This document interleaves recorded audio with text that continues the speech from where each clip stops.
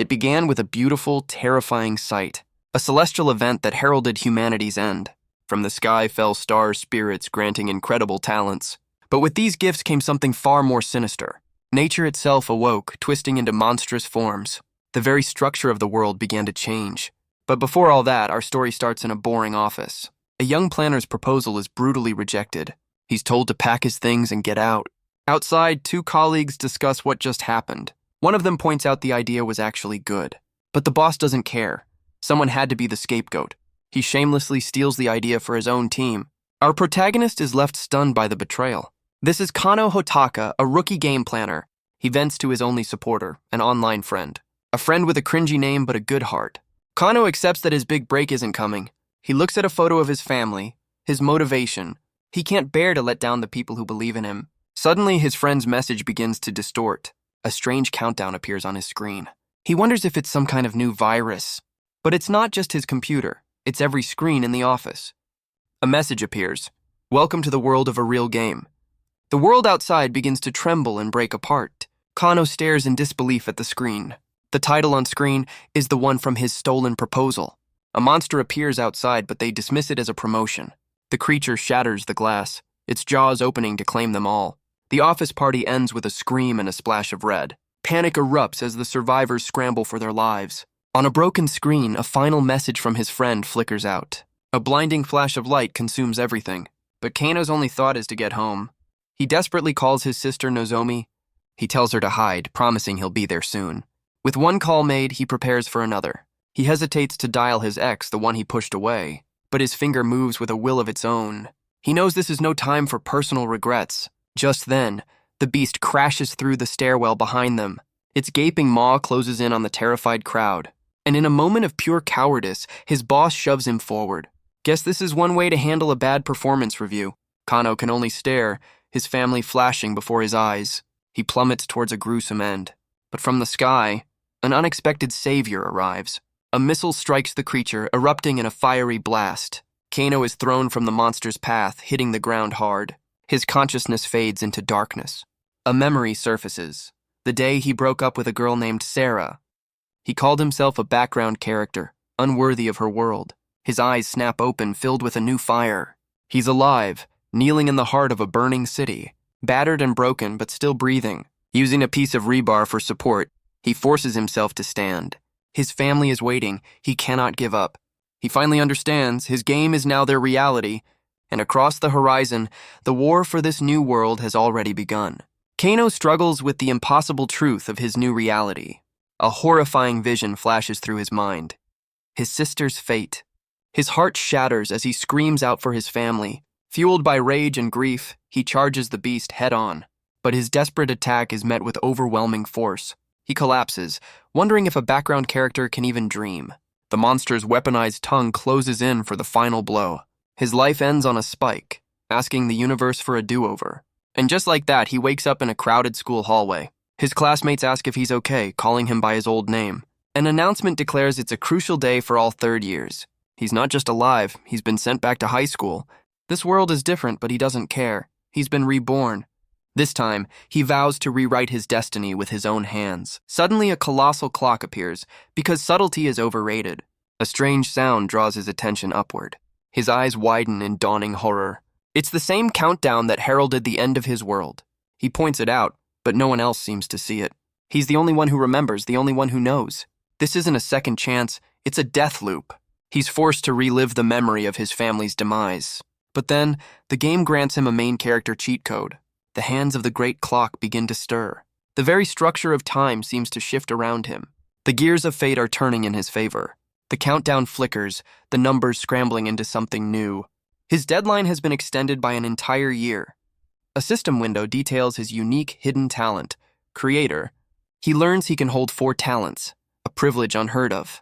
He questions the paradox of this new reality. A memory of his online friend sparks a wild theory, but he quickly dismisses it as a coincidence. Right now, his only goal is to extend the countdown. He'll do whatever it takes to buy more time. He vows to stop the apocalypse he helped create. But first, there's something he needs to confirm. He breaks from the crowd, ignoring their protests. He has no memories of this life, only the last one. His eyes scan the crowd, searching for a familiar face. And there she is, his sister, Nozomi, alive and well. Overwhelmed with relief, he pulls her into a desperate hug. He makes a silent vow to never let her go again. She can feel him trembling, confused by his intensity.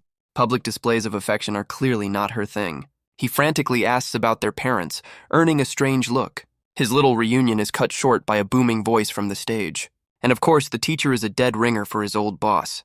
The teacher then calls the last two third years to the stage. A girl with long, dark hair rises from the crowd. Kano freezes. It's his ex, the one he pushed away. He notes that she hasn't changed one bit. The crowd murmurs, gossiping about the school's star and its failure. She turns to him, ready to face their judgment together. He walks with a newfound confidence, but his mind is elsewhere. The teacher begins to explain the awakening ceremony. In this world, everything is decided by a single metric, star rank, a number that dictates a person's entire future. He calls it the most important measure of their lives. The process is simple. Touch the device and reveal your destiny. The teacher announces it's time for the school's star, Hager. A brilliant light erupts, revealing an incredible star rank of 16. The crowd erupts in praise for their school's super elite. But the praise quickly turns to mockery aimed at Kano. His sister Nozomi steps in, ready to defend his honor. She believes in him, even when no one else does. Kano steps forward, reflecting on this world's cruel ranking system. He braces himself, ready to face his new destiny.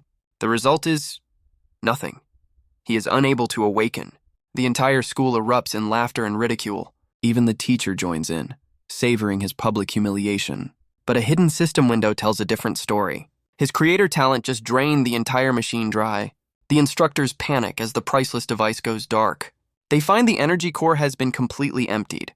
The teacher demands a refill, but it's not that simple. He sees this as the perfect chance to crush Kano completely. Kano senses the challenge and decides to play along. He activates his skill again, draining even more hidden energy. The teacher is furious, blaming his staff for the malfunction. The technician trembles, unable to explain the phenomenon. Fed up, the teacher decides to move on to the next phase. A trial dungeon is opened for all the newly awakened students, but Kano is barred from entry, deemed unworthy to participate.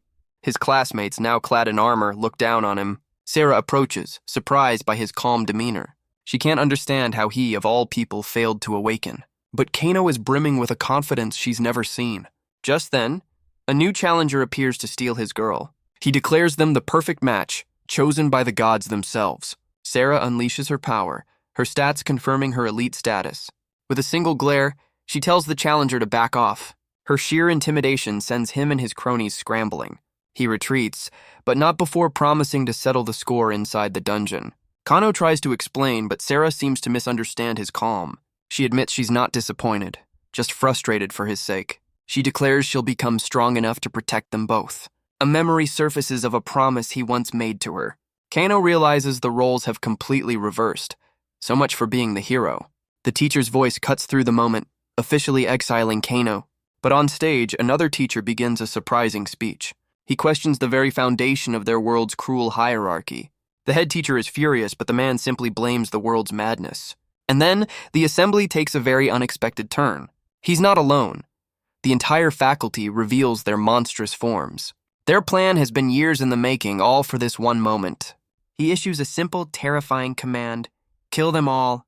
Panic consumes the hall as the students are hunted down. And just like that, the doomsday clock jumps forward by 20 days. Kano realizes his knowledge of the future is already becoming obsolete. He needs a new plan, and the system offers him a lifeline, a personal inventory, but most of it is useless without a talent. But one item stands out: a gift from his mysterious friend, X. It's a map of the school, revealing all its secrets. He buys it instantly. The map immediately plots a course to his sister's location. He finds Nozomi, who seems to have awakened a unique trait. There's no time for questions. He grabs her hand and pulls her to safety. As he touches her, his creator skill begins to activate. He's stunned to see his sister's star rank is nearly as high as Sarah's. It seems his little sister is one of this world's hidden elites. The system explains the 3 pillars of a player's strength. It's a simple formula: level times star rank equals power. As a game planner, Kano finds the system surprisingly balanced. While the gods set the rules, there are ways to break them. The ultimate power in this world is star rank 0, the sun. But Kano's creator talent exists outside the known universe. His rank isn't 0, it's infinity. The system offers him a choice. Copy his sister's A-rank talent. Meanwhile, the teacher monster unleashes his fury on the students. Nozomi is paralyzed by fear, unable to move a muscle. The monster sets its sights on her, ready to strike. But Kano moves like lightning, pushing her to safety. He meets the monster's attack with a punch of his own. The beast roars, furious at the rankless boy's interference. But the impact shatters its arm, sending it reeling in pain. It can't comprehend how an unawakened student has such power. Kano stands revealed, his new stats glowing for all to see. He's copied a fighting talent, spending points to become a warrior. The monster dismisses it as luck, refusing to accept defeat. Kano answers with a devastating uppercut to the jaw. Suddenly, the monster begs for its life, playing the victim. But Kano remembers its threat to his sister. There will be no mercy. With a final explosive punch, the fight is over. He lands, the monster defeated in just 2 hits. A system window confirms his victory and rewards him with bonus points. Nozomi is stunned, but Kano tells her it's time to go. The other students rally behind him, their new hero. He tells his sister they need to hide, not run. The students reach the gate and find a strange barrier of light. But the school bully shoves his way forward, done with waiting. The bully sneers, calling them all fools for hesitating. He touches the barrier and is instantly engulfed in a flash of light. A violent blast sends him and his cronies flying backward. The students are left stunned by the brutal, instant karma. Around them, others begin to scream, collapsing in agony. A girl's sanity hits 0, and a dark power begins to consume her. The teacher monster laughs, revealing a hidden danger, dropping sanity. A system window confirms it. Low sanity means low power. Kano realizes this world has rules he didn't write. He can see everyone's sanity, a crucial tool for survival. His first priority is finding a safe zone to regroup. The map from his friend reveals a single sanctuary, the gymnasium, but a desperate cry for help stops them in their tracks. A girl named Mina is on the ground, her sanity critically low. Kano tries to pull his sister away, warning her it's too late. But Nozomi refuses to abandon her best friend. She rushes to Mina's side with a phone and a pair of headphones. It's an app called Silver Key, designed to restore sanity. For a price, of course. The app offers different modes for different levels of mental distress. Kano can't help but notice that capitalism survived the apocalypse. But Mina, lost to fear, violently rejects the help. Her sanity plummets to 0, and the transformation is complete. Nozomi watches in horror, realizing she failed. Her best friend is now a mindless, tentacled beast. The creature lashes out, aiming a deadly strike at its former friend. But Kano intervenes, catching the attack with his bare hands. He effortlessly redirects the monster's momentum. A single powerful kick sends the creature reeling. Kano knows there's only one way this can end. He prepares to give his sister's friend a merciful release. With a sickening crunch, the monster is reduced to nothing. A system window confirms the kill, rewarding Kano with points. But Nozomi is lost in despair, blaming her own kindness for the tragedy. She believes her compassion is not a virtue, but a fatal weakness. She begs her brother to indulge her foolish heart just this once. But Kano sees only strength, vowing to protect her until she finds it herself. The system chimes in with a new mission to save students for bonus points. Nozomi is confused by his words, but he simply offers his hand. He promises to always support her no matter what she chooses. With her brother's help, she finds the strength to stand once more. Their new plan is simple: navigate the chaos and find a sanctuary. Nozomi suggests the school shelter, but Kano knows it's a trap. The transformed teachers know every corner of this school, making it a death trap. He has a different place in mind: the school gymnasium. Inside, dozens of students are huddled together, paralyzed by fear. Kano scans the crowd, having gathered the key players for his plan. But his leadership is immediately challenged by a high-ranking student. Kano assures them all he has a way out, but they demand answers. He calmly picks up a basketball, claiming it holds their salvation. With a smirk, he brings up the old ghost stories about this very gym. The students are baffled by his sudden change in topic. The challenger, Arata, accuses him of wasting precious time. But Nozomi steps in, her faith in her brother unwavering. Others who saw him fight back her up, silencing the doubters. Tensions rise as the survivors begin to turn on each other. Kano breaks the tension, telling them now is not the time to fight. He gives them an ultimatum: trust his crazy plan or leave and face certain doom. Intrigued, Arata decides to bet on the miracle and stays to watch. With the group united, the basketball team's ace offers his assistance. Kano accepts the handshake, copying a new talent: basketball, the ultimate combat sport. He finds a girl with a high-rank accuracy talent. He copies it, offering some unsolicited life advice. The system confirms the copy, leaving him with one slot. His new friends are understandably confused. But Kano isn't just collecting talents, he's fusing them. Basketball and accuracy merge into a new stat-enhancing skill. He immediately puts his new skills on display. The students are stunned by his flawless form. He sinks the shot, but they still don't understand his plan. But this is just the warm-up. He leaps from the free throw line, defying gravity itself, and finishes with a powerful rim-shaking dunk. Next, a perfect three-point shot from way downtown. The crowd erupts, momentarily forgetting the whole apocalypse thing. But Arata knows there's a method to this madness. Kano finally reveals his plan based on the gym's urban legend. A specific shot will trigger a hidden, completely safe space. Arata is stunned, demanding to know how he knows the secret. Kano recalls the 10,000 points he spent on this cheat. It's a bit embarrassing, but necessary for their survival. He prepares for the final shot from the half-court line. The ball soars through the air and sinks without touching the rim. The students cheer, convinced they've been saved. They search the gym, but the hidden space is nowhere to be found. Arata confronts him, but Kano calmly states it's not over yet. The final shot, he explains, is the true key to their salvation. Just when they thought they had a chance, despair sets in again, and their timing couldn't be worse. Monsters are at the door. 3 monstrous beasts have found their hiding spot, trapped between certain death outside and, well, certain death inside. The crowd surges towards the back exit in a desperate stampede, but Nozomi's faith in her brother remains unshaken. Arata and the others desperately try to barricade the door. All their hopes now rest on Kano's final, impossible shot. He unleashes the ball with absolute confidence. The entire gym holds its breath, watching the ball's perfect arc. It sinks through the net without a sound. But their celebration is cut short as the monsters finally break through. The students' sanity plummets in the face of certain doom. Even Arata can only beg for the miracle to happen now. But Nozomi's faith in her big brother never wavers for a second. Every eye is fixed on the ball, their last sliver of hope. It banks off the backboard and drops in with a flash of light. A system window confirms it. The ghost story was real. The monsters charge, ready to tear them all apart. But they find only an empty gymnasium. A lone basketball rolls to a stop at the creature's feet. The beast looks around, utterly bewildered. It smashes the floor in a rage, unable to find its prey. From a hidden space, the students watch, completely invisible. Relief and joy erupt as they realize they've been saved. Kano gets a massive point bonus for his heroic rescue.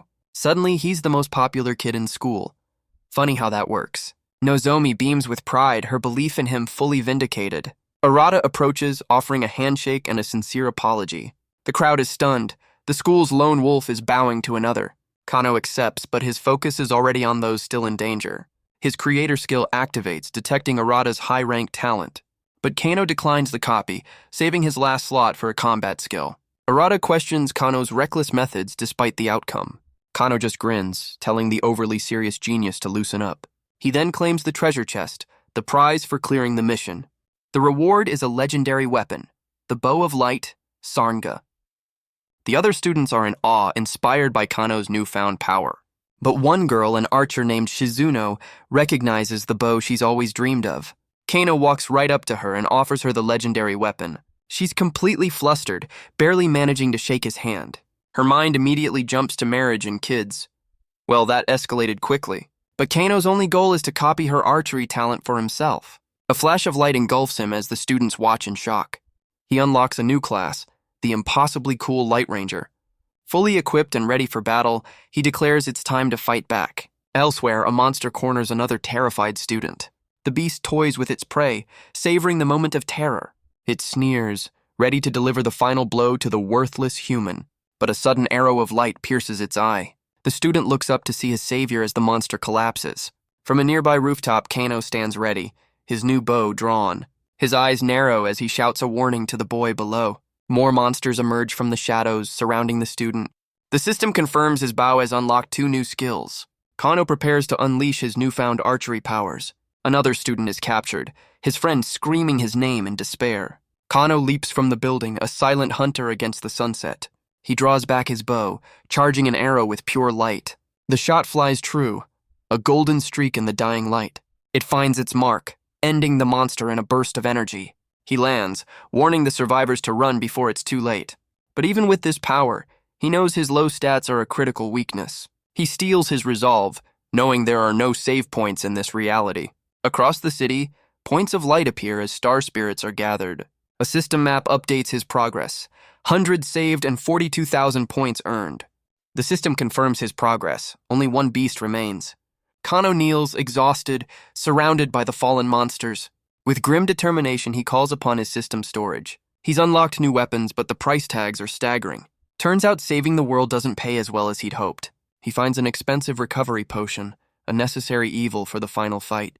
He spends the points and chugs it down, boosting his strength. A surge of raw power courses through him, his eyes glowing gold. He feels an infinite strength, declaring the potion worth every point. With the clock ticking on his power-up, he races to the final battle. Elsewhere, the last monster makes his move in the school library. The Beast, a former teacher, holds the library director, Reina, hostage. She demands to know how he discovered the library's hidden vault. He reveals another teacher sold them out to save his own skin. The traitor explains the vault requires both of their authority to open. Reina furiously refuses, choosing loyalty over her own life. The monster scoffs, mocking her for dying over a job title. She explains the vault's treasures are the school's last line of defense. He reveals his true allegiance to a dark cult that gave him this power. Reina is horrified, realizing the betrayal runs deeper than she imagined. The monster makes a final, chilling threat to claim everything she protects. But his monologue is cut short by a sudden arrow of light. The beast staggers back, caught completely off guard by the ambush. A volley of arrows pierces his eyes, blinding him in a flash. But he regenerates, revealing a massive, glowing eye on his chest. He roars, daring his hidden attacker to face him directly. Kano answers the call, driving his fist into the creature's weak point. The resulting shockwave sends him flying back through the library. He lands, ready for round 2, as the traitor recognizes his face. Both the director and the traitor are stunned to see the unawakened student alive. Kano apologizes for being late, but the director is just grateful to be alive. He turns to the traitor, his eyes burning with cold fury. The cowardly teacher sputters, threatening Kano's academic future. But Kano promises to graduate with honors, in kicking monster butt. The beast roars, its plans completely derailed by this one student. It can't comprehend the power coming from an unawakened boy. With a furious lunge, it decides to eliminate the anomaly first. The traitor panics, blaming Kano for making the situation worse. He tries to shove Kano forward, a move that's becoming a bad habit for his teachers. But Kano sidesteps, leaving the coward to face his new friend alone. The monster's tendrils find their mark, ending the traitor's career permanently. His final moments are spent in disbelief, defeated by his own pawn. The monster holds up its former ally, disgusted by his weakness. With a final, brutal strike, the traitor is erased from existence. Kano casually notes that now they can't open the vault. A real shame. The monster's eyes glow with pure, unadulterated rage. It clutches its head, realizing it just killed its only key. Deciding its main goal is met, the beast prepares for a tactical retreat. It dismisses Kano as a nuisance. It doesn't have time for... But Kano isn't about to let the final boss just walk away. He charges forward, his fist crackling with golden energy. The monster deploys a powerful shield, confident in its defenses. Kano's punch connects, sending a shockwave through the barrier. The beast scoffs, calling his efforts completely useless. But the shield shatters like glass under the overwhelming force. He follows through with a flurry of devastating blows. The monster is sent flying, crashing through shelves of books. It declares that Kano will become the new key to the dungeon. Reina is stunned, realizing his power rivals that of the school's principal. The monster regenerates, its rage fueling a new, stronger defense. The monster seethes, its rage focused on the boy before it. It takes to the air, declaring Kano an obstacle to be removed. It promises to remember Kano's name for their next encounter. With a final threat, it escapes through the ceiling to fight another day. But Reina knows they can't let it escape with the dungeon key. She prepares to give chase, determined to stop it at any cost. Kano stops her, suggesting they team up for this one. He quickly opens his system window, ditching his basketball talent. He copies a high-rank leap talent, spending points to boost its height. He pours even more points into speed and multiple jumps. After a 10,000-point shopping spree, he's ready for an aerial battle. With his new mobility, Kano decides to take the fight to the sky. Meanwhile, the monster enjoys the view, lost in a classic villain monologue. It dreams of the reward it will get for completing its mission. But a sudden glint of light cuts its victory speech short. It deploys a powerful shield just as an arrow of light closes in. The beast scoffs, confident its defenses will hold from this range. But the impact is far stronger than it ever anticipated. It realizes with horror that the arrow's power is still growing. The impenetrable shield shatters into 1,000,000 pieces. It can't comprehend the power behind this long-range attack. Kano appears in the sky with Reina in tow. So much for a clean getaway. He prepares for a risky maneuver, using his new ally as a launch pad. With a powerful kick, he sends the director flying toward the beast. The monster prepares to counter, underestimating its new projectile. It tries to dodge, but its movements are suddenly sluggish. A strange sensation spreads through its body, slowing it to a crawl. It realizes too late. The arrow was laced with a paralyzing poison. Kano closes the distance, ready to end this once and for all. The beast can only watch as its doom descends from above. The monster is riddled with arrows, its body locking up from the poison. The beast scoffs, claiming Kano's desperate plan has utterly failed. But Kano reveals he sacrificed precision for a guaranteed hit. He uses his new leap talent, closing the distance with a double jump. The monster is stunned, unable to comprehend the impossible move. Kano smirks, revealing this was all part of his master plan. The poison reaches its final stage, leaving the beast completely helpless. He unleashes a furious barrage of attacks, a whirlwind of golden energy. He declares it's time for the monster to pay for its crimes. The beatdown continues, each blow a flash of righteous fury. The beast admits defeat but vows to take Kano down with it. But Kano just scoffs as the monster plummets towards the earth. It looks up from the crater, realizing Kano isn't falling with it. He defies gravity again with a triple jump, a feat thought impossible. He lands with the force of a meteor, ready to end this. He then casually mentions he can do 4. The monster's mind is officially blown. With a final, decisive stomp, the battle is finally over. The teacher reverts to his human form, laughing at his own demise. He delivers a classic villain monologue, promising his cult will prevail. A system window confirms the kill, rewarding Kano with points and 2 key items. Kano looks out at the changed world, knowing his journey is far from over. The library director announces to the school that the danger has passed. The students in the shelter are stunned, their ridicule turning to shame. Meanwhile, in the gym, his new followers erupt in cheers for their hero. But Kano knows this victory is only temporary. The doomsday clock has only been pushed back to 180 days. He tells the director there are still students in danger. She reveals the vault is full of weapons, but she only has half the code. But Kano's eyes light up. He has the other half. It's loot time. The director is left completely baffled by his sudden change in demeanor. Inside the vault, Reina admits she got a little carried away with her promises. A cute robot mascot welcomes her back to a world of truth and despair. The system explains the first Genesis, when star spirits fell to Earth. These spirits granted humanity infinite hope for the future. But the welcome screen shows a very different version of Earth. The robot's eyes glow red, revealing the true countdown to the apocalypse. Kano stares at a similar countdown, wondering if his knowledge is making him naive. The system explains that heroic acts can push back the doomsday clock. Kano files this new information away. First, he has to survive the present. He's now in the trial dungeon, but with a terrifying new rule. No respawns. This change wasn't in his original design. Someone is rewriting the rules. He sits atop his defeated foes, gazing at the trial tower ahead. Before facing the next boss, he decides to gather some intel. The system details the first crisis, controlling the star spirits within. The second crisis was ecological, as nature itself turned against humanity. The third crisis was territorial, forcing survivors into fortified cities. But the final, fatal crisis came from within, as humanity turned on itself. Kano realizes the world's history is almost identical to his game's lore. With his knowledge confirmed as his greatest weapon, the next challenge appears. The elite Bear King roars, ready to claim its next victim. Its stats are overwhelming. A level 30 beast with a star rank of 69. But Kano stands his ground, blindfolded and completely unfazed. The ground shatters under the weight of the beast's charge. Its eyes burn with a furious crimson light. Kano meets the attack head-on, his fist glowing with raw power. The beast digs in, tearing through the forest floor with its claws. Suddenly, the monster sprouts a second head, both reeling in pain. Kano's punch connects with a flash of brilliant energy.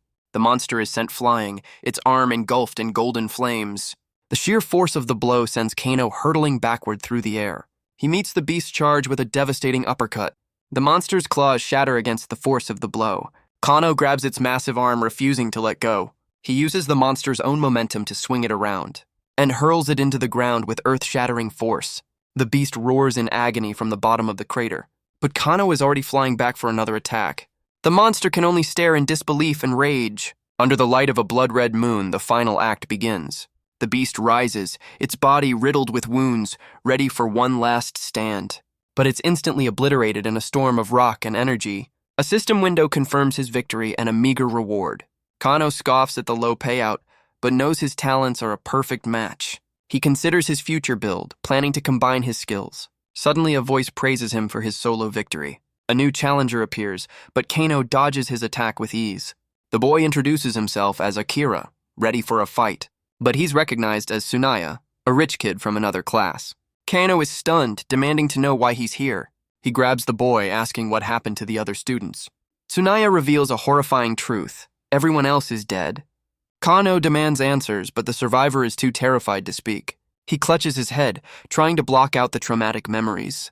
The fear in his eyes is palpable, his sanity clearly breaking. Overwhelmed, he collapses, losing his lunch and his composure. Kano realizes he can't let his only lead slip away. He pulls out an epic-grade healing potion from his inventory. He offers the cure, but the traumatized boy refuses. So Kano resorts to some aggressive bedside manner. The potion takes effect and Tsunaya finally begins to recover. Tsunaya feels a surge of power, his mind suddenly clear. He's stunned that Kano would give him an item money can't buy. He admits he used to look down on Kano, unlike his so-called friends. Touched by this act of kindness, he declares them brothers for life. Kano only wanted information, but hey, a rich friend isn't so bad. The system reveals Tsunaya's talent. Rich boy. You can't make this stuff up. Kano wonders if his new brother saw through his ulterior motives. With his mind clear, Tsunaya begins to recount what happened. He explains it was a situation where total annihilation was likely. They dismissed the no respawn rule and split into hunting parties.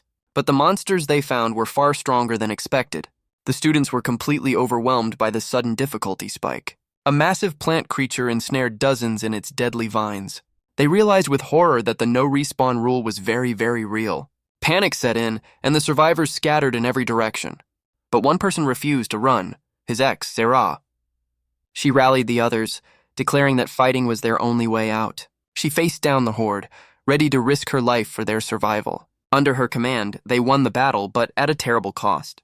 Victory brought no relief, only a deeper sense of despair. The dungeon's death toll was already staggering. She cleans her blade, her resolve hardened by the loss. She sets her sights on the tower, but another student protests. A girl with pink hair begs her to wait for the teachers to arrive. But Sarah knows this is no accident. Something is terribly wrong. She correctly deduces that the world outside is facing the same crisis. She makes a silent vow to escape, thinking of Kano.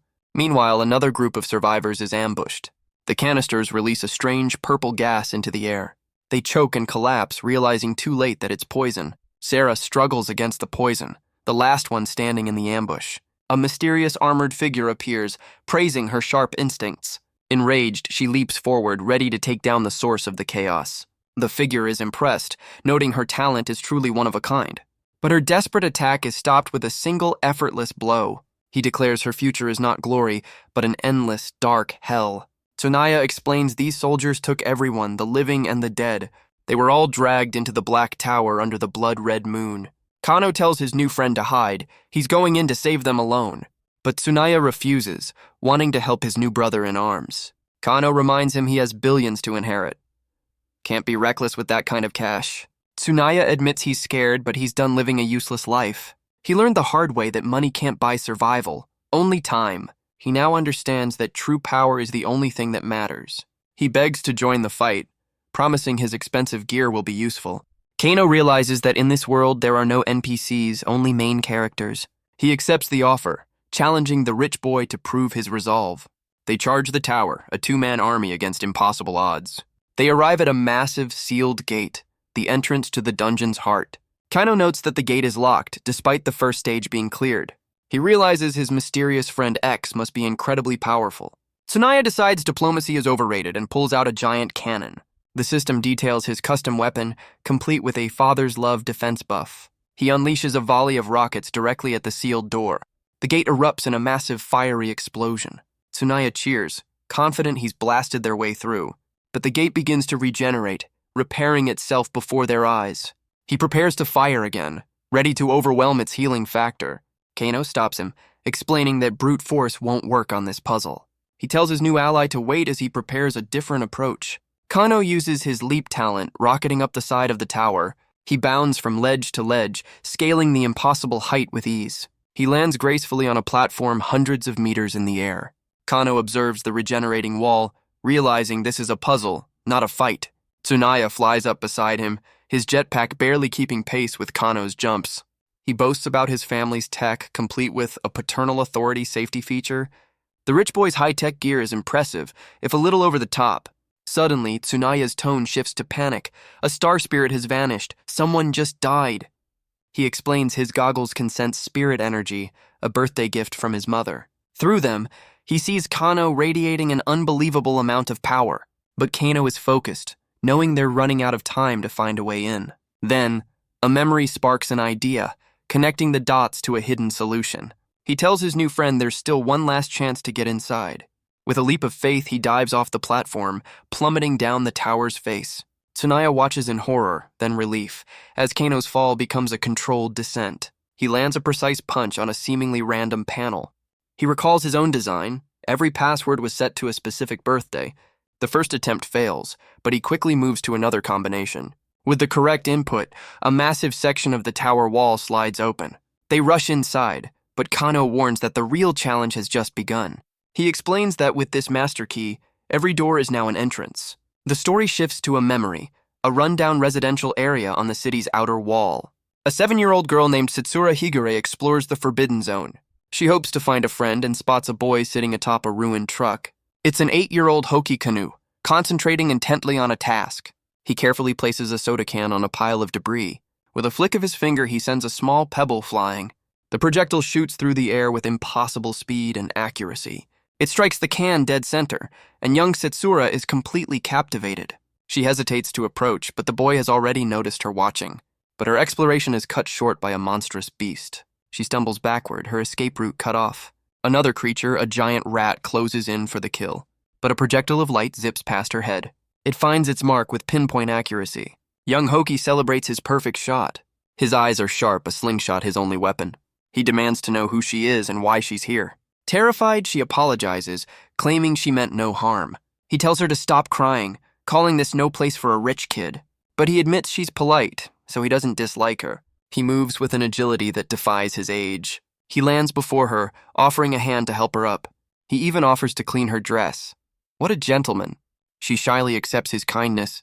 He asks her name, and she introduces herself as a Higer. She's surprised he's never heard of her famous family. He declares that as long as she's with him, she'll be safe. His cleaning attempt fails miserably. Laundry is not his strong suit. She insists a little dirt is nothing to worry about. The boy is completely captivated by her spirit. He gives her a thumbs up, declaring her cool. And with a handshake, a new friendship is forged. He promises to show her a special place. He finally introduces himself as Hoki Kano, and she shyly gives her name, Setsura Higure. He compliments her name as they run into the sunset. But their adventure takes a dark turn as kidnappers appear. They learn her family refused the ransom, sealing her fate. The memory fades, leaving only the cold resolve of the present. Sarah awakens inside the dark tower, her resolve unbroken. She realizes with a jolt that her weapon is gone. She's in a vast chamber surrounded by her captured classmates. She checks her emergency contact device, a last hope. But there's no signal. They are completely cut off. A memory of a younger Kano surfaces, a ghost from her past. Around her, panic spreads, but Sarah remains eerily calm. A desperate student tries to bargain, pointing a finger at her. He claims she's the real prize, the daughter of a powerful family. The others quickly join in, turning on their former leader. They call her a jinx, their fear twisting into blame. The armored leader grabs the student, confirming their true target. The boy's face lights up, believing he's about to be freed. But his hope is cut short in a single, brutal motion. The remaining students can only watch in abject terror. The leader declares they're all useful, even as corpses. So much for a severance package. He announces they have enough sacrifices for the ritual to begin. The fallen are piled onto a glowing sacrificial altar. A soldier activates a massive, ominous machine. From its core, a hooded figure with red tendrils descends. It begins a dark incantation, the runes on the floor glowing with power. A crimson horror erupts, consuming the bodies on the altar. It coalesces into a grotesque mass of flesh and screaming faces. The leader welcomes the survivors to the real world. Panic finally breaks them as they scramble for an escape that isn't there. A soldier deploys a shock grenade to control the chaos. A wave of energy washes over them, stunning them into silence. But it's not a stunner. It's a catalyst for a monstrous transformation. The soldiers find themselves overwhelmed by the new horde. The leader sighs, complaining about the noise but ready to do his job. He moves to cull the new herd, starting with the nearest monster. The pink-haired girl collapses, overwhelmed by her own powerlessness. But Sarah sees an opportunity in the chaos, a chance to fight back. Her first objective is clear: retrieve her confiscated weapon. She focuses her power, attempting to pull the sword through its shield. The blade rests among a pile of other weapons waiting for its master. With a final push, the energy barrier shatters into pieces. The effort drains her, but she refuses to fall in a place like this. But her quiet rebellion is noticed by an armored guard. Suddenly, the pink-haired girl throws herself in the path of the attack. The soldier scoffs at her bravery, preparing to end her life. But a flash of light cuts through the air, aimed right at him. His arm is severed in an instant, his attack completely nullified. The projectile was a spinning blade of pure, focused energy. With her sword in hand, Sarah moves like a phantom through the chaos. The wounded girl asks if she helped, finding strength in her sacrifice. Sarah thanks her for the opening, but the battle has just begun. She tells the others that cowering will only lead to their demise. She leaps forward, determined to survive for the boy she once knew. The remaining soldiers open fire, ordered to take her down, but her blade meets the first bullet with a shower of sparks. She dances through the gunfire, deflecting every single shot. This is a skill she has honed since she was a child. A memory surfaces of her intense training at only 8 years old. By 13, she was already facing live ammunition without fear. At 17, she faced down a minigun. That maid deserves a serious raise. Her sword becomes a blur, a shield of impossible speed. In the present, she cuts down both soldiers in a single, elegant strike. The other students realize their only chance is to follow her lead. Inspired by her strength, they rally behind their new leader. Her courage is contagious, and the students rally for one last stand. As she carves a path, Sarah wonders why she was targeted so quickly. The only logical conclusion: there's a traitor among them. But her investigation is cut short by a new golden-armored threat. The leader of the soldiers steps forward to handle her personally. He complains about the fight making him work overtime. A truly relatable villain. Sarah tries to bribe him for information, but he's not interested in cash. He lunges forward, declaring what he wants is beyond her power to give.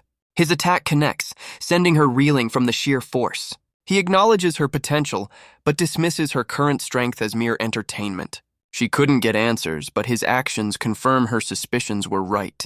Suddenly, a beeping sound interrupts their deadly dance. Annoyed at the time, he leaps back, preparing to end this quickly. He blames her for the inconvenience, his patience clearly worn thin. He unleashes his true power, fueled by a deep hatred for working late. Wings of light erupt from his back as he charges his final attack. A sonic wave paralyzes everyone, their minds overwhelmed with pain. He declares that no one will interfere with him clocking out. He unleashes a devastating rampage, cutting down everyone in his path.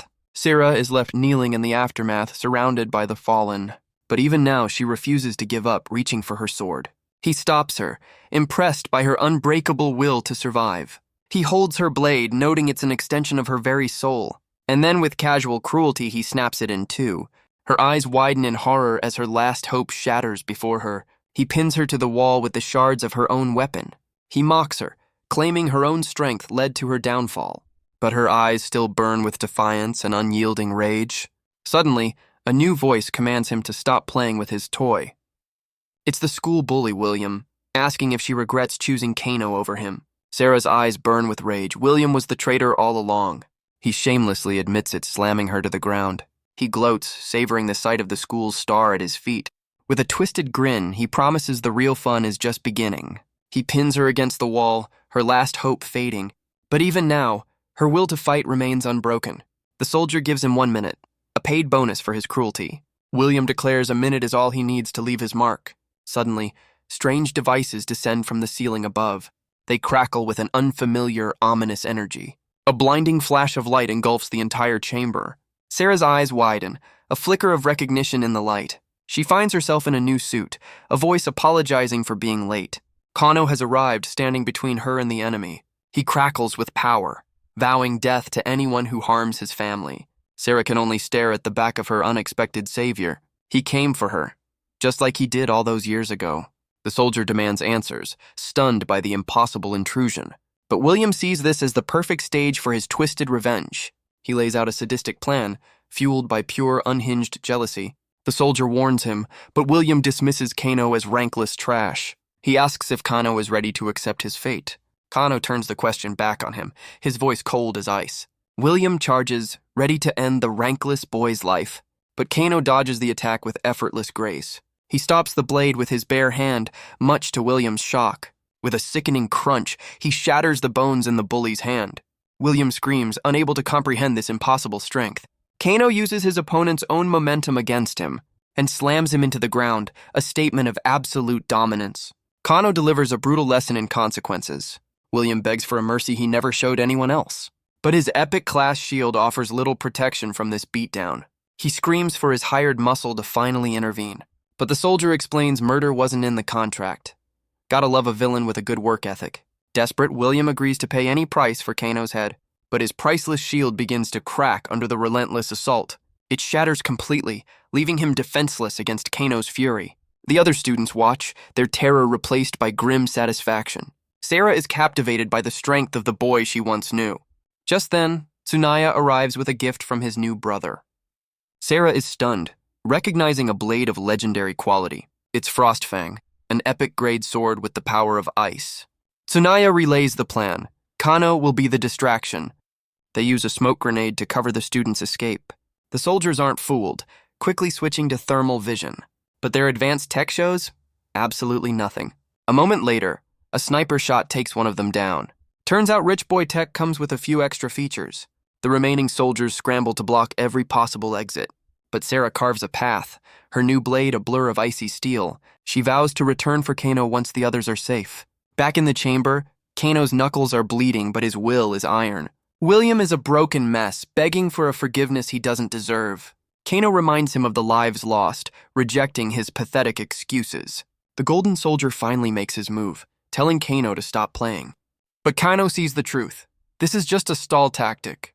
The soldier grabs William, using a healing skill to get him moving. William is shocked to be back on his feet, saved at the last second. As he flees, he promises a future of pain for Kano and his family. A voice crackles through his comms. The students are safe. Kano acknowledges the message. The gloves are officially off. Suddenly, a volley of arrows streaks through the hallway. The soldier deflects them, bound by his contract to protect the boy. But one arrow slips through his defenses, finding its true target. William can only stare in disbelief as his life comes to an end. Kano stands revealed, his bow drawn, his verdict delivered. A system window confirms the kill, rewarding him with points. He also acquires a piece of encrypted communication data and a key to William's private collection. Score. The soldier casually dismisses his former client's demise. He finally understands Kano's true motivation for the fight. He offers a twisted deal, Sarah's life for their permanent separation. He draws his pistols, ready to enforce the new terms. Kano answers with a volley of light-infused arrows. The projectiles meet in a brilliant flash of energy. The air crackles as bullets and arrows clash in a deadly dance. The soldier admits he underestimated the rankless boy's power. Kano moves like a phantom, dodging every single shot. Annoyed, the soldier decides it's time to reveal his trump card. He deploys 2 massive Gatling guns. Apparently, he's willing to work overtime. He unleashes a torrent of lead, ready to end this. The bullets rip through the tower, a storm of pure destruction. Kano knows his gear is no match for this level of firepower, but he reveals a secret weapon he picked up from the vault. The soldier taunts him, believing he's cornered and exhausted. He boasts that nothing can escape his 10,000 rounds per minute. With a final threat, he prepares to clock out for good. The bullets rain down, a seemingly inescapable barrage, but Kano stands his ground, protected by a new kinetic energy barrier. The soldier scoffs, assuming Sarah gave Kano the powerful shield. He claims to finally understand Kano's motivation. He accuses Kano of being a freeloader, clinging to a rich girl for a better life. He boasts that his own experience will triumph over any cheap item. He lunges forward, his stats revealing a respectable star rank of 46. Kano meets the charge, his own stats revealing a combat power nearly 3 times higher. Their fists connect in a blinding flash of golden light. Kano's punch lands true, staggering the armored mercenary. The soldier is sent flying, demanding to know Kano's true star rank. Kano casually reveals his stats, calling them average. Gotta love the modesty. The soldier is stunned, unable to believe the impossible numbers. Kano tells him to confirm it for himself with a devastating downward strike. The blow shatters his helmet, revealing the face of a grizzled veteran. The impact cracks the very floor beneath them. He follows up with a relentless barrage of punches. The soldier is sent hurtling through the tower wall. The wall explodes outward from the sheer force of the impact. Kano lands, watching his opponent get launched into the sky. The soldier crashes back to earth, cursing the boy's name. He struggles to rise, his body and pride completely broken. Refusing defeat, he channels his remaining energy for one last sonic attack. But Kano has already armed himself, declaring the soldier chose the wrong enemy. He asks if his foe is ready for the end. The soldier can only laugh. The mercenary accepts his defeat, claiming he has no fear of death. With his last breath, he warns that his employers will have their revenge. A system window confirms the kill, rewarding Kano with points and a new item. The system details the soldier's high-powered Gatling gun and the stats for his paralyzing sonic wings. But back in the main chamber, a new tremor shakes the tower. The hooded figure from the altar declares the ritual is finally complete. The hooded figure screams, announcing the descent of an outer god. A grotesque mass of flesh and skulls erupts from the altar. The tower's ceiling shatters, revealing the blood-red moon above. Kano can only stare, a horrifying realization dawning on him. A winged demon descends and the doomsday clock jumps forward by 100 days. Outside, the other students see the final boss, their hope turning to ash. Sarah feels the overwhelming pressure, wondering if this is truly the end. But Tsunaya rallies, declaring his unwavering faith in his new brother. Nozomi's eyes burn with resolve. She knows her brother will win. Kano realizes this is a hidden boss, something not in his original design. He recalls the 12 powerful Zodiac bosses from his game's lore. They were endgame content, each with its own unique gimmick. He never thought a cult could summon one, let alone in a trial dungeon. But this creature's form is completely alien to him. The cultist offers the sacrifices, begging his new god to grow strong. He's pulled into the fleshy mass, a willing sacrifice for the cause. He screams in ecstasy, calling it an honor to be eaten. Some people have weird hobbies. The creature begins to absorb him, tendrils wrapping around his body. His face contorts as his life force is drained away. Kano knows he has to stop its growth before it reaches its final form. He fires an explosive arrow, but the creature dismisses it as useless. The cultist's face appears on the mass, demanding Kano become the next meal. If explosions won't work, Kano decides it's time for more firepower. He unleashes a torrent of lead from his new Gatling guns. The creature is torn apart, but the cultist inside prays for salvation. The barrage continues, a desperate attempt to halt the transformation. The creature's true form finally consumes the fleshy core. It declares its descent complete, telling the mortals to tremble. A massive shockwave of crimson energy erupts from the tower. In the sky above, the constellation of Scorpio begins to glow. The Zodiac boss reveals its true, terrifying form. It charges a devastating attack in its scorpion tail. A beam of pure destruction rips through the battlefield. But the attack isn't aimed at Kano. It's for the students below.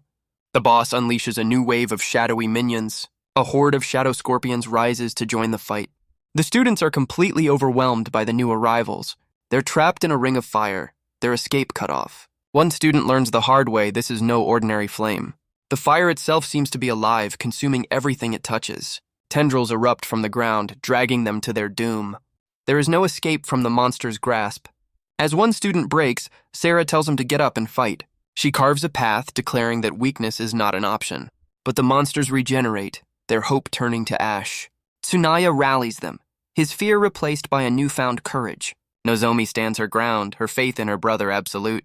Suddenly, a brilliant star descends from the heavens. It crashes into the battlefield with the force of a meteor. Kano has arrived, apologizing for his dramatic entrance. A shockwave of pure energy erupts from his landing. The students are sent flying, caught in the blast, but a golden barrier forms, protecting them from the chaos. Some are still skeptical, but Kano is already planning his next move. Sarah asks for a plan, and Kano admits he has a theory.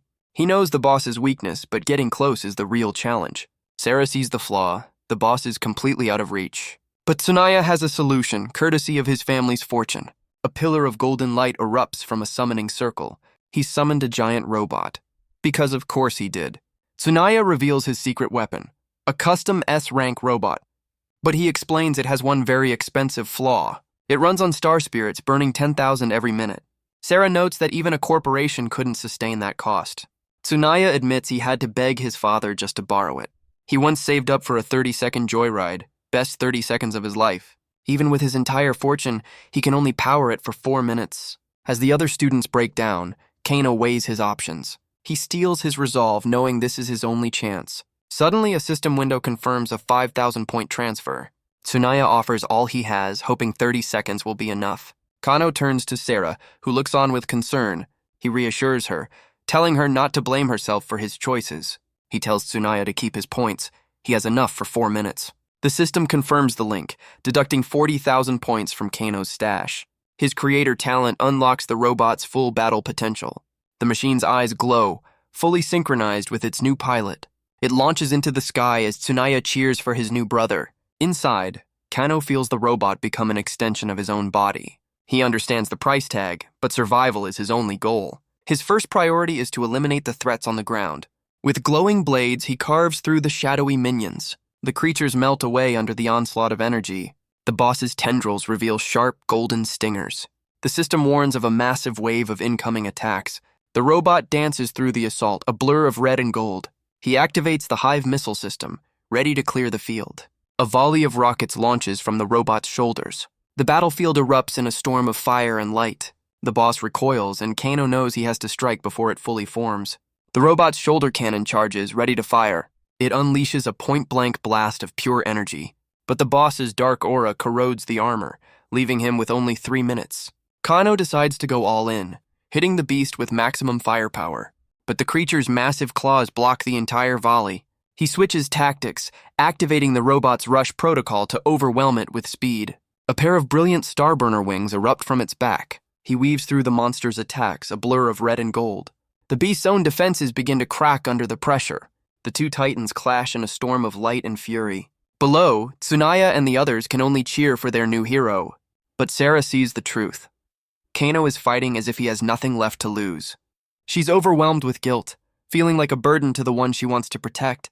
The boss isn't finished, charging a new attack in its massive stinger. It unleashes a barrage of deadly energy beams from the sky. The robot's wings are damaged, its speed advantage completely gone. He deploys a last-ditch defense, a powerful energy shield.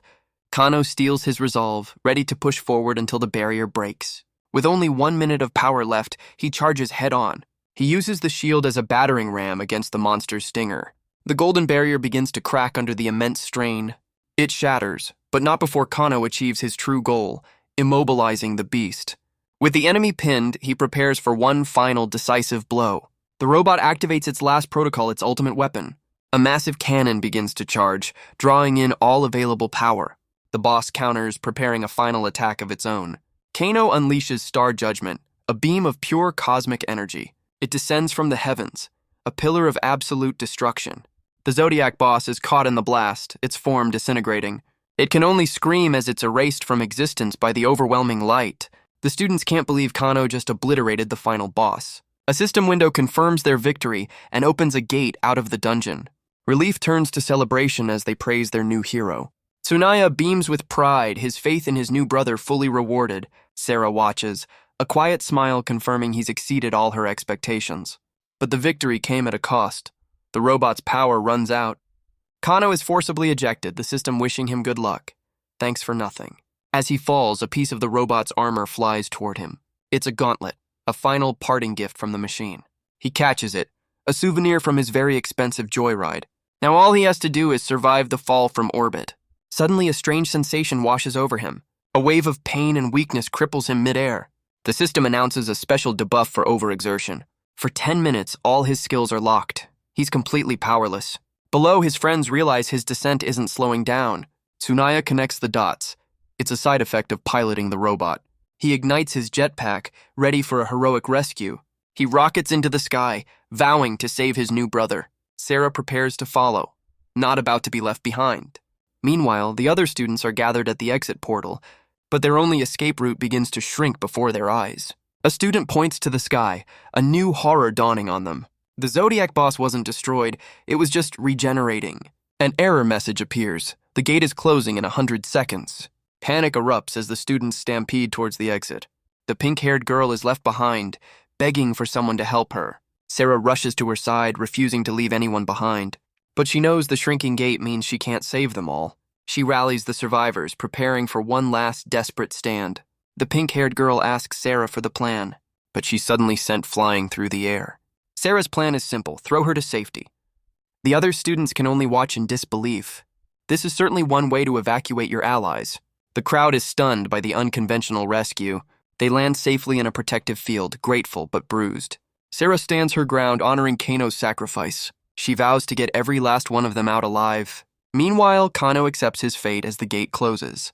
He tells his friends to escape without him, but the Zodiac boss's stinger descends for the final blow. Tsunaya intercepts the attack, becoming a human shield. The impact shatters the ground beneath them. Kano is stunned to find himself still breathing.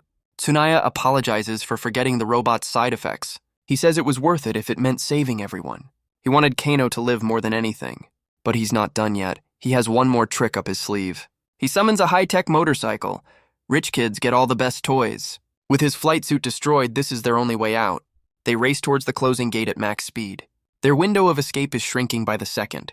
They tear across the battlefield, leaving a trail of dust. But Tsunaya spots Sarah, who stayed behind. Kano tells him not to stop, he'll handle it. Sarah reaches out as the bike closes in. Kano grabs her hand, their timing perfect. He pulls her aboard in a single fluid motion.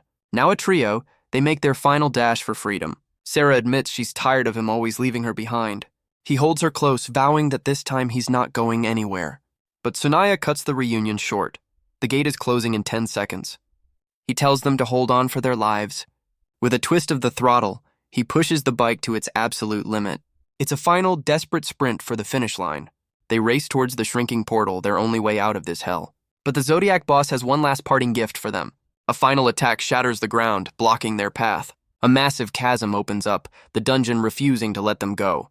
But Tsunaya isn't about to let a little canyon stop him. He reveals the bike has a fighter jet engine. Because why wouldn't it? They soar through the air, a blur of light against the blood-red moon. But Tsunaya realizes he may have overdone it with the whole jet engine thing. They crash hard, their last hope skidding to a halt. The portal's countdown ticks down to 5 seconds. The bike is a wreck, their grand escape plan up in smoke.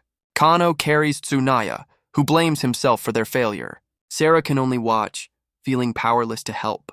With 1 second left, they accept their fate. They're not going to make it. Suddenly, a strange device appears, stabilizing the portal. The gate expands, held open by an unseen force. The trio can only stare, stunned by their last-second rescue. A figure emerges from the light, the headmaster of Stella Academy. He commends the 3 students for their incredible bravery. He tells them their part is over. The teachers will handle it from here. A team of elite instructors moves in to contain the dungeon's core. They begin a powerful sealing ritual around the unstable energy, but the core continues to surge, its power growing stronger. The headmaster prepares to intervene, vowing not to fail again. The headmaster unleashes his own power, a torrent of golden energy. He summons a ring of blades to surround the unstable dungeon core. With a single command, the swords converge, sealing the dark energy. The chaotic power is compressed into a stable, harmless form. Tsunaya is officially the headmaster's #1 fan. The powerful man approaches Kano, his expression unreadable. He places a firm, heavy hand on the boy's shoulder. He thanks Kano for his bravery, as the system reveals his incredible stats. Kano tries to play it cool, but his system reminds him he can't afford this talent. The headmaster dismisses them, promising their deeds will be remembered. The 3 survivors finally walk towards the exit portal. Kano notes the headmaster's power comes from skill, not just rank. They step through the light, leaving the dungeon's horrors behind. A warm, golden light welcomes them back to the real world. Kano emerges, and the first voice he hears is his sister's. Nozomi rushes into his arms, overwhelmed with relief. A massive crowd erupts in cheers for their new savior. She reminds him they have an audience, but he doesn't seem to care. He holds her tighter, vowing to never let go again. With a gentle smile, he finally calms her fears. He looks out at the crowd, no longer just a background character. The doomsday clock confirms his victory has bought them nearly 3 years. But behind the scenes, some see Kano not as a hero, but a threat. The headmaster orders a full analysis of the boy who defied all logic. His expression hardens as he turns to his next priority. He declares a full-scale purge of the traitors within the academy. He vows that the cult will pay dearly for their attack. The news reports on the incident, the public unaware of the true danger. The scene shifts to a quiet convenience store in the lower district. Inside, a familiar voice welcomes the 2 siblings home. Their mother pulls them into a tight embrace, relieved to have them home safe. His father beams with pride, congratulating Kano on saving the academy. A feast is laid out on the table, a celebration of their survival. For the first time, Nozomi dotes on her brother, piling his bowl high with food. Their parents tease her, wondering when she stopped bullying him. Nozomi is flustered, insisting she's always been the perfect little sister. A quick flashback suggests her definition of kind involved a lot of punching. Kano just smiles, soaking in a moment of peace he thought he'd lost forever. He remembers their humble life, running a small convenience store, and the sacrifices his parents made to send them to an elite academy. This simple happiness is what he's fighting for, and he won't let it be destroyed again. But he knows his victory has put a target on his back, and he must get stronger. The scene shifts to the massive, opulent Higurashi family estate. Inside, Sarah contemplates the day's harrowing events. She sits alone in the moonlight, a world away from Kano's warm home. A maid brings her dinner, informing her that her parents are at a party. Sarah dismisses her with a wave, her mind clearly elsewhere. The maid explains her parents were worried, but the party was unavoidable. Sarah scoffs at the idea, her eyes cold and distant. The maid can only look on, her concern for the young lady palpable. Sarah asks to be left alone, and the maid quickly obliges. She knows William's powerful family will seek revenge against Kano. She tries to access her family's database for information on the cult, but finds her access is completely blocked by a high-level restriction. Even her authority is useless against this level of secrecy. She holds her sword, feeling the familiar sting of being unable to protect him. She vows to become strong enough to stand by his side, not behind him. Elsewhere, at the headquarters of Amiya Heavy Industries, a report is given on Tsunaya, who has been asleep since returning home. His staff gossips about how the incident has changed him for the better. Apparently, trauma builds character. Back at his family's penthouse, Tsunaya is passed out cold, but even in his sleep he smiles, vowing to become stronger. The city moves on, unaware of the battle that just saved it, and the doomsday clock continues its relentless countdown. At a press conference, the headmaster takes full responsibility for the attack. He admits his absence was a critical failure and offers a sincere apology. He then lays out his three-part plan for the future. First, full compensation for the families of every victim. Second, a full-scale investigation to purge the Academy of Traitors. And third, a massive bounty on the heads of the heretic god cult. The crowd is stunned by the unprecedented 5,000-point reward. With glowing eyes, the headmaster officially declares war. The government follows suit, launching its own citywide investigation. Even the university entrance exams are postponed for the public's safety. 3 days later, Stella Academy is already being rebuilt. The headmaster reveals his team ran simulations of the incident. The projections were catastrophic, a near-total wipeout of the students. But the actual results were a miracle, with casualties drastically lower. A miracle, he explains, that is all thanks to one person. He summoned the three heroes to his office, singling out Kano. Kano tries to share the credit, but his friends know the truth. Tsunaya insists they were just backup. Kano was the one who saved them all. The headmaster agrees, telling the boy it's time to accept his reward. He grants Kano 10,000 points and full access to the Academy's treasury. Sarah receives 7,000 points and the rights to a powerful weapon. Tsunaya gets 4,000 points and a blank check for all his broken toys. The headmaster seems particularly relieved the rich kid is satisfied. He asks if they accept, and the three raise their hands in unison. But he misreads the room, asking if their rewards are too small. Sarah speaks up, declaring she's not worthy, and her points should go to Kano. The headmaster declares his pride and grants them 4 days of rest. But as they leave, Kano turns back with one last question. He asks about the headmaster's conveniently timed business trip. The powerful man's expression hardens for just a moment. He then cheerfully declares that the information is top secret. Outside, Tsunaya is still complaining about Sarah giving away her points. But Sarah agrees, vowing to become strong enough to stand by Kano's side. Suddenly, a system window announces a massive point transfer from Tsunaya. Kano is stunned by the sheer size of the gift. He immediately accuses the rich boy of robbing his own father. Tsunaya explains he just shook down every other student for their rewards. A true philanthropist. He proudly declares he can't let his new brother take a loss. Kano walks on, leaving his two new allies to sort out their priorities. But in his mind, he reveals he already knows the headmaster's secret. Thanks to the map from his friend X, no corner of the academy is hidden. He even knows the headmaster's true, overwhelming power. And the classified intel on his terminal, a new S-class dungeon,